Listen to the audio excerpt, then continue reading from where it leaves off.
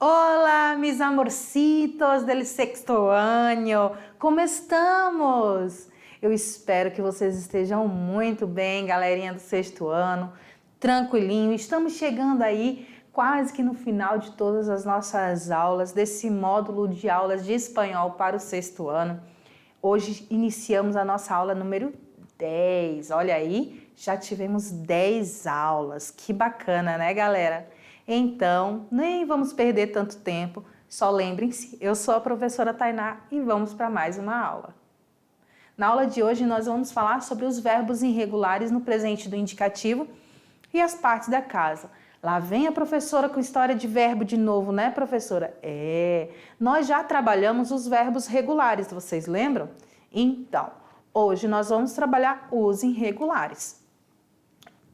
O que são os verbos irregulares? Os verbos irregulares, eles são aqueles que não seguem o mesmo modelo de conjugação. Vocês lembram que o verbo regular é aquele que segue o mesmo modelo de conjugação? Ou seja, nós só precisamos tirar a raiz do verbo e vai seguir a mesma desinência, o mesmo para todas as pessoas, dependendo da conjugação, se é a primeira, segunda ou terceira conjugação. Mas todos, por exemplo, com a R vai ter as mesmas terminações, todos com R vai ter a mesma terminação, todos com IR a mesma terminação. E a raiz não muda. E isso são os verbos regulares. Mas com os verbos irregulares, isso não ocorre. Por isso que eles são irregulares, eles são os rebeldezinhos. Eles não vão seguir o mesmo modelo de conjugação, de acordo com o tempo verbal ou o modo em que eles sofrem. Eles vão sofrer alterações. Pode ser no radical da palavra ou na desinência, ou ainda nos dois. Então, vai depender muito de que verbo. Professora, como é que eu vou saber se ele é um verbo irregular? Na hora que você conjuga aí na sua cabecinha, você já percebe que ele é irregular, porque ele vai mudar em algum momento na sua estrutura. Mas nós vamos ver alguns exemplos. Assim como acontece na língua portuguesa, isso também é o que diferencia um do outro, os irregulares dos regulares. Os mais comuns, quem são? São os verbos ser e o verbo estar. Esses dois verbos são os mais comuns. Esses dois verbos são os que mais utilizamos para formar frases simples, tanto em língua portuguesa, quanto em língua espanhola, quanto em inglês. Vocês sabiam? Porque em inglês ele é o conhecido verbo to be, que é o verbo ser e estar. Legal, né? Pois é. Então vamos lá. O verbo ser no presente do indicativo é conjugado de que maneira? Eu soy, tu eres, él es, nosotros somos, vosotros sois, ellos son. Olha aqui como ele é totalmente irregular. Se eu tirasse só o ER e deixasse a raiz seria o S. Tem o S aqui? Tem, mas olha aqui a diferença, né? O verbo ser eu bebo, tu bebes, ele bebe. Seria o, es, e assim sucessivamente. Já mudou aqui, olha aqui, ó. Oi. Tu eres, olha, mudou totalmente o verbo. Não tem mais a raiz, não tem nadinha do verbo anterior. O es também, aqui, homos, os e on. Para o verbo estar, vai seguir quase a mesma coisa. A diferença é que para o verbo estar, ele é um verbo terminado em AR, porém, a sua irregularidade acontece somente na primeira pessoa. Eu estou, tu estás, ele está, nosotros estamos, vosotros estáis e ellos estão. Professora, mas só acontece na primeira e os outros são todos iguais. Ele vai seguir o mesmo modelo de conjugação do regular, mas só que na primeira pessoa ele não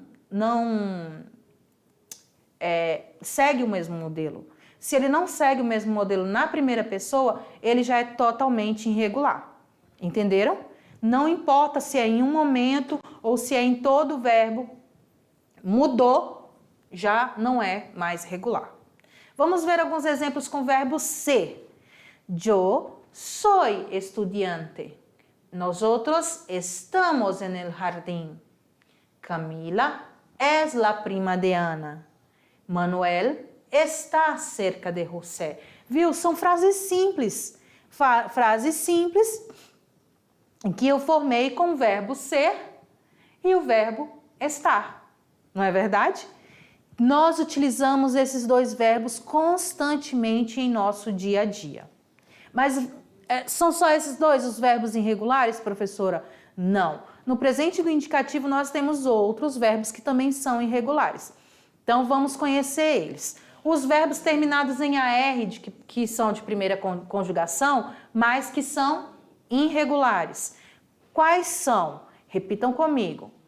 Acertar, agorrar, andar, avergonzar, colgar, contar, dar, empezar, enraizar, errar, estar, forçar, chegar, realizar, sacar, trocar. Sempre o R vai ser vibrante, galera. Não esqueçam nunca disso. O R sempre será vibrante. Já temos outros verbos também de segunda conjugação, que são o quê? Os verbos irregulares de segunda conjugação são os verbos terminados em ER. Nós temos caber, cair, cocer, conhecer, entender, haber, hacer, ler, mecer, nascer, oler, placer, poder, poner, proteger, querer, roer, saber, satisfazer, ser, tener, traer, valer, agradecer. E também nós temos o verbo ver. Para os... E o ser, né? Claro, que a gente já... ele está aqui. Que a gente já tinha falado anteriormente. E os irregulares ali de terceira conjugação são os verbos terminados em IR, mas são irregulares. Adquirir, arguir, cenir. Um detalhezinho. Em português, isso aqui se chama trema. O trema não existe mais em língua portuguesa, mas em língua espanhola continua existindo, tá bom, gente? Não se confundam que o trema ainda existe em língua espanhola, mas em língua portuguesa, não. E esse N aqui é uma letra e não um N com um acento, é la N. Lembra lá da nossa primeira aula? Entonces, conduzir, dirigir, discernir, distinguir, dormir, elegir, erguir, hervir, huir, ir, lucir, oír, predecir, reír, salir, seguir, servir, venir e zurir. Todos esses verbos são os verbos irregulares que nós temos na língua espanhola como os verbos como os verbos irregulares, certinho? Todos eles são os verbos irregulares no presente do indicativo da língua espanhola. Só voltando um pouquinho, o que você precisa saber? Professora, eu estou precisando conjugar um verbo. Eu preciso ver se ele é irregular ou não é irregular. Agora vocês têm uma listinha. Então, entra lá no nosso slidezinho, no nosso material que está disponível com vocês. Dá uma olhadinha. Ele está na nossa lista? Tá. Então, eu vou saber que ele é irregular. Por exemplo, sacar. Vamos ver. Yo saco, tu sacas, ele saca, nosotros sacamos, vosotros sacais, ellos sacam.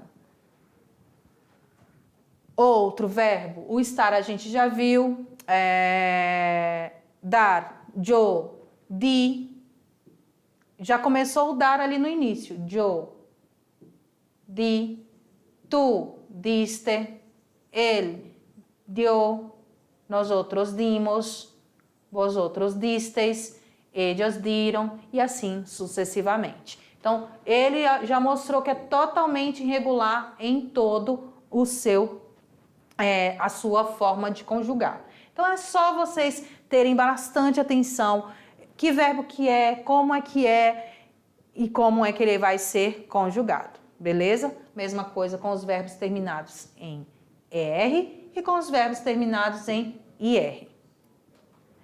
Agora nós vamos para a parte do nosso vocabulário de hoje. Nós vamos trabalhar as partes da casa. Olha que coisa legal. Trabalhar as partes da casa é uma coisa bem bacana, porque a nossa casa, ela tem vários espaços, vários móveis, vários eletrodomésticos. Então, como é que se fala cada espécie, cada espacinho da minha casa em espanhol? Então, vamos lá. Primeiro, olhando ali a casa de frente. Aquelas casas que tem no interior, ou mesmo as casas dos filmes, né? Lá os filmes, principalmente os filmes do Natal, que tem uma chaminé.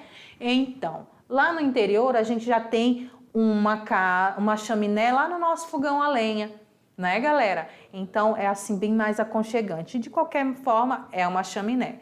E como é que se fala chaminé em espanhol? Chimenea. Chimenea. Telhado, tejado. Porta, puerta. Janelas, ventanas. Olhando a minha casa, assim, como se não tivesse um telhado, então vamos ver cada parte dela. No caso aqui, dessa casa, ela tem a parte de baixo e o primeiro piso. É uma casa de 2 andares, né? De 2 pisos, na verdade. Mas nem todas as casas são assim, só que todas elas têm praticamente as mesmas coisas que tem nessa casa. Então, vamos ver cada parte dela. La cocina, olha aqui o número 1, a cocina. O que é a cocina? La cocina é a minha cozinha. El comedor. El comedor é a sala de janta, certo? La entrada. La entrada é a porta de entrada da minha casa. El aseo. El aseo, algumas casas têm o banheiro social. Eles dizem que é banheiro social. É ali o banheiro da minha visita. El salón. El salón é a sala de estar. Algumas casas têm sala junto com a cozinha, que a gente chama de cozinha americana, né? Que seria ali juntinho, tudo juntinho para economizar espaço. Outras casas não, tem sala, tem cozinha, tem a sala de janta, tudo separadinho. No caso, essa nossa casinha aqui, ela tem tudo separadinho. No 6, el garaje. Algumas casas têm a garagem, el garaje. La terraça não é o terraço, viu, gente? La terraça é a área, sabe? Aquele espacinho ali de fora, que às vezes no domingo se junta toda a família para ir comer lá fora. Então, é a minha área, a minha varanda da parte de trás da minha casa. El jardín, o jardim. El jardín é o jardim. Você diz, não, professora, peraí, essa casa está faltando alguma coisa. E cadê os quartos? Então, nessa casa, galera, os quartos estão na parte superior da casa. Então, vamos lá. Na parte superior, aqui no 9, nós temos el cuarto de baño. Professora, o nome do quarto é quarto de banho? Não, quarto de baño é o banheiro. Isso. Porque quarto em espanhol não se fala quarto, se fala dormitório. Dormitório, temos 3 dormitórios nesta casa. La escalera, nessa casa tem uma escada para poder ir para o piso superior, claro, né? E el balcão. El balcão não é um balcão que tem na casa, e sim a sacada da casa. Como é uma casa de 2 pisos, ela tem um espacinho ali, ó, que foi deixado para sacada. O que mais? Dentro da minha casa, eu tenho vários utensílios, vários espaços. Quando eu quero falar com alguém, eu uso bastante lá o meu verbo irregular estar. Eu estou, estás, está, estamos, estás ou estão. Onde está a mesa? A mesa está em comedor e assim sucessivamente. Então, nós temos aqui a mesa, que é a mesa, el sofá, que é o sofá, el sillón, o sillón